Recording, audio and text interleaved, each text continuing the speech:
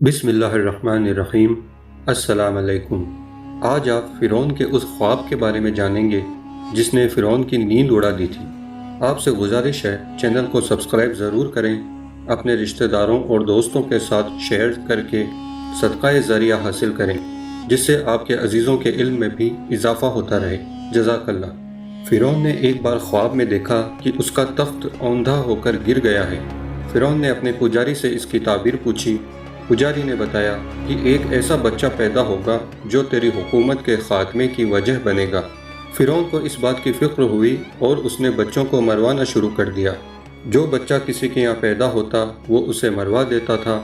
حضرت موسیٰ علیہ السلام جب پیدا ہوئے تو اللہ نے موسیٰ علیہ السلام کی ماں کے دل میں یہ بات ڈالی کہ ان کو دودھ پلاؤ اور جب کوئی خطرہ دیکھو تو انہیں دریا میں ڈال دینا۔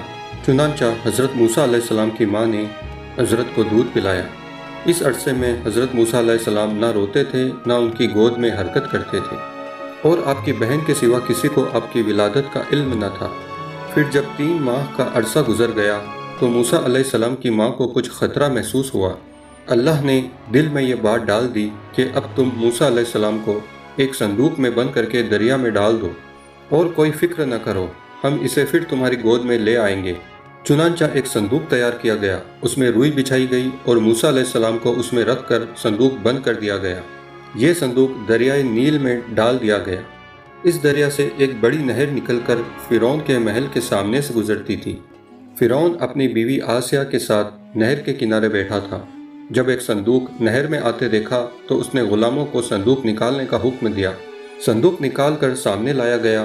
صندوق کھولا تو اس میں ایک نورانی شکل کا بچہ نظر آیا۔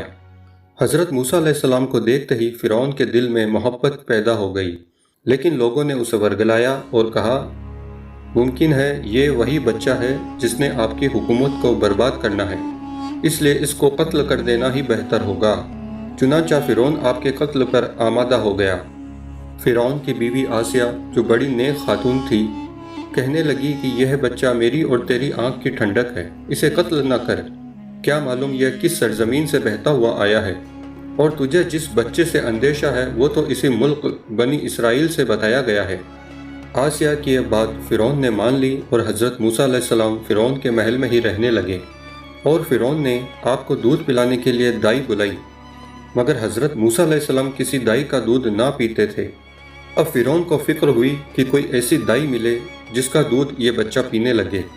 ادھر حضرت موسیٰ علیہ السلام کی ماں اپنے بچے کی جدائی میں بے قرار تھی، اور موسیٰ علیہ السلام کی بہن جن کا نام مریم تھا آپ کی تلاش میں تھی، آپ کے لیے تفتیش کر رہی تھی کہ صندوق کہاں پہنچا اور آپ کس کے ہاتھ آئے۔ پتہ چلاتے چلاتے آپ کی بہن فرعون کے محل میں پہنچ گئی، اور جب معلوم ہوا کہ میرا بھائی اسی محل میں ہے اور کسی دائی کا دودھ نہیں پی رہا تو پھر آپ نے فرعون سے کہا کیا میں ایک ایسی دائی کی خبر دوں جس کا دودھ یہ بچہ ضرور پیے گا؟ فرعون نے کہا ضرور، ایسی دائی کو لے آؤ۔ چنانچہ حضرت موسیٰ علیہ السلام کی بہن اپنی والدہ کو بلا لائی۔ موسیٰ علیہ السلام فرعون کی گود میں تھے اور دودھ کے لیے رو رہے تھے۔ فرعون آپ کو بہلا رہا تھا۔ جب آپ کی والدہ آئی اور آپ نے ان کی خوشبو پائی تو آپ چپ ہو گئے اور اپنی والدہ کا دودھ پینے لگے۔ فرعون نے پوچھا تو اس بچے کی کون ہے جو اس نے کسی دائی کا دودھ نہیں پیا اور تیرا جھٹ سے پی رہا ہے؟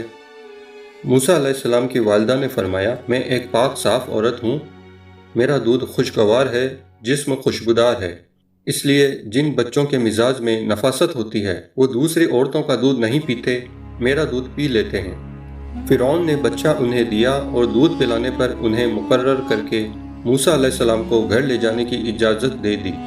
اس طرح اللہ کا یہ وعدہ پورا ہوا کہ ہم اسے پھر تمہاری گود میں دیں گے۔ سبحان اللہ۔ موسیٰ علیہ السلام کی پرورش خود فرشتوں کے ذریعے ہونے لگی۔ آپ دودھ پلانے کے زمانے تک اپنی والدہ کے پاس رہے۔ دودھ چھوڑنے کے بعد موسیٰ علیہ السلام فرعون کے پاس لے آئے گئے اور آپ وہاں پرورش پاتے رہے۔ اللہ تعالیٰ بڑی قدرت اور بے نیازی کا مالک ہے کہ موسیٰ علیہ السلام کو فرعون کے ہی محل میں رہ کر ان کی پرورش فرمائی، اور موسیٰ علیہ السلام نے اپنے بچپن میں کسی دائی کا دودھ نہ پی کر اپنی ماں کو پہچان کر انہی کا دودھ پیا، اور یہ بتا دیا کہ نبی بچپن میں بھی ایسے عمل و عرفان رکھتا ہے جسے عام انسان محروم ہوتے ہیں۔